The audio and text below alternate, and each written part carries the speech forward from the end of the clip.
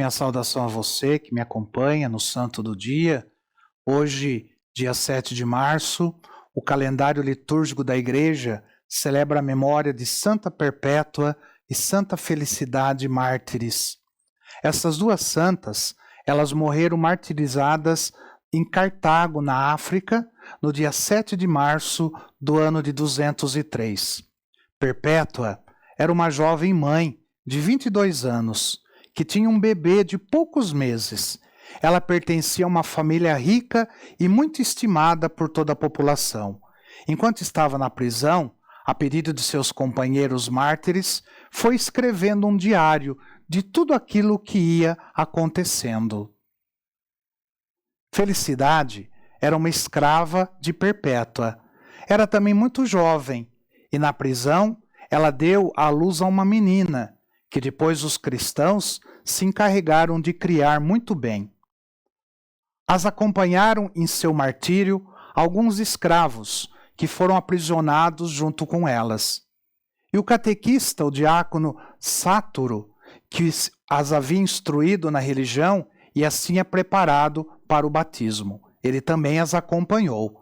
Sáturo, ele não foi preso, mas ele se apresentou voluntariamente. Os antigos documentos que narram o martírio destas duas santas eram imensamente estimados na antiguidade.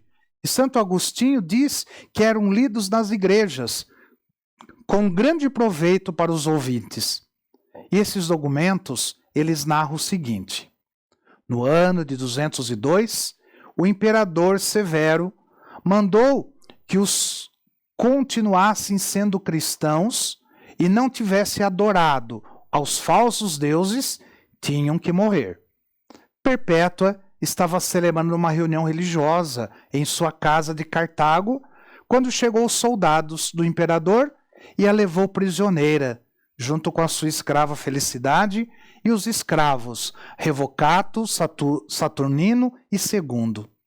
Diz Perpétua no seu diário: nos jogaram no cárcere e eu fiquei consternada, porque nunca tinha estado em um lugar tão escuro. O calor era insuportável. Éramos muitas pessoas em um subterrâneo muito estreito.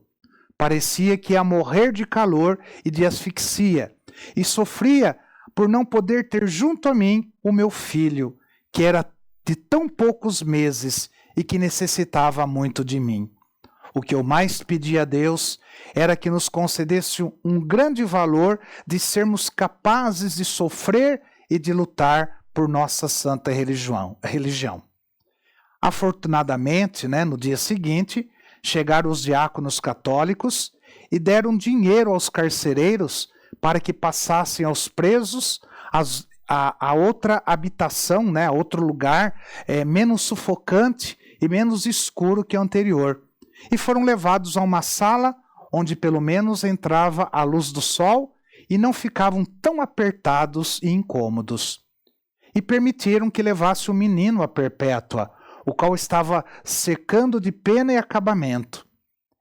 Ela disse em seu diário: desde que tive meu pequeno junto de mim, e aquilo me parecia uma prisão, mas aquilo não me parecia uma prisão, mas um palácio, e me sentia cheia de alegria. E o menino também recobrou sua alegria e o seu vigor.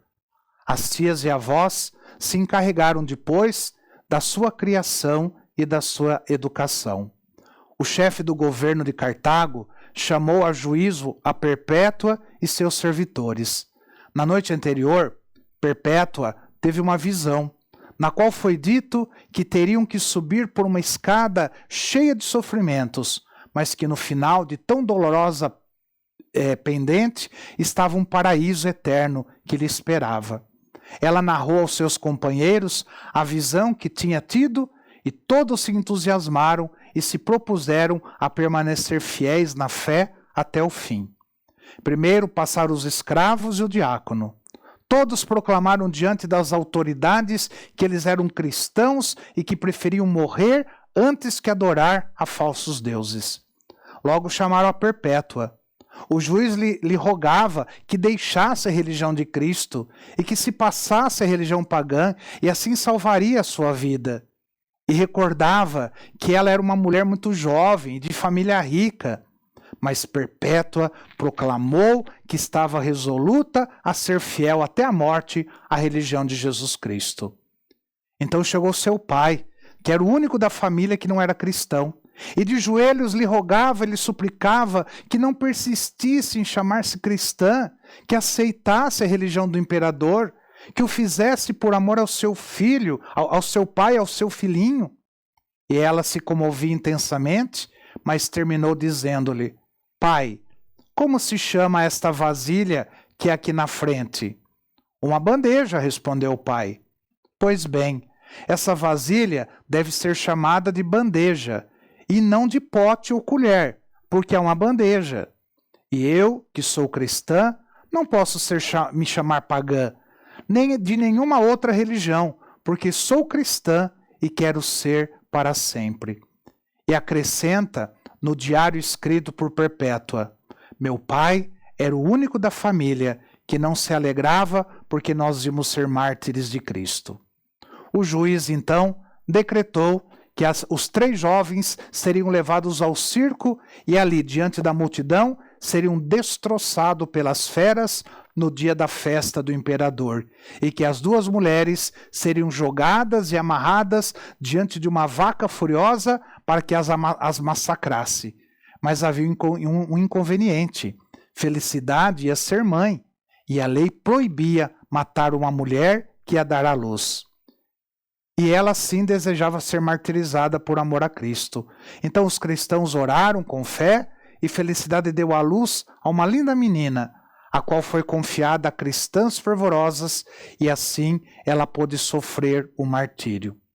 Um carcereiro debochava dizendo: agora se queixa pelas dores do parto, e quando chegarem as dores do martírio, o que fará? Ela respondeu-lhe: agora sou fraca, porque sofro a minha pobre natureza, mas quando chegar do martírio, a graça de Deus me acompanhará e me encherá de força. Os escravos foram jogados às feras, que os destroçaram, e eles derramaram, assim, valentemente seu sangue por nossa religião. O diácono Sátoro, ele tinha conseguido converter ao cristianismo a um dos carcereiros chamado Prudente, e disse-lhe: para que vejas que Cristo sim é Deus, te anuncio que serei jogado a um urso feroz, e essa fera não me causará dano algum. E assim sucedeu. O amarraram e o aproximaram da jaula de um urso muito agressivo. O feroz animal não quis fazer-lhe nenhum dano, e ao contrário, deu uma tremenda mordida no domador, que tratava de fazer com que se levantasse contra o santo diácono. Então, soltaram um leopardo, e este, com uma dentada, destroçou Sátoro.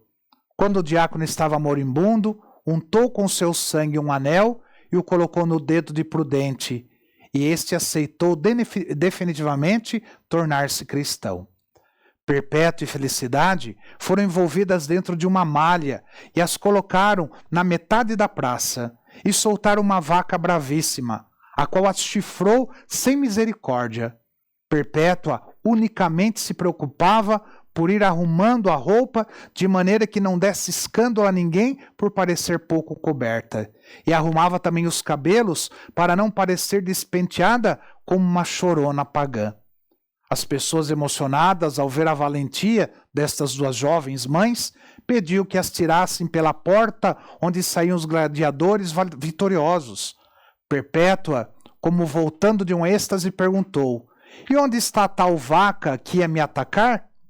Mas logo esse povo cruel pediu que voltasse a trazê-las e que a cortassem-lhe a cabeça diante de todos. E ao saber dessa notícia, as 2 jovens valentes se abraçaram emocionadas e voltaram à praça.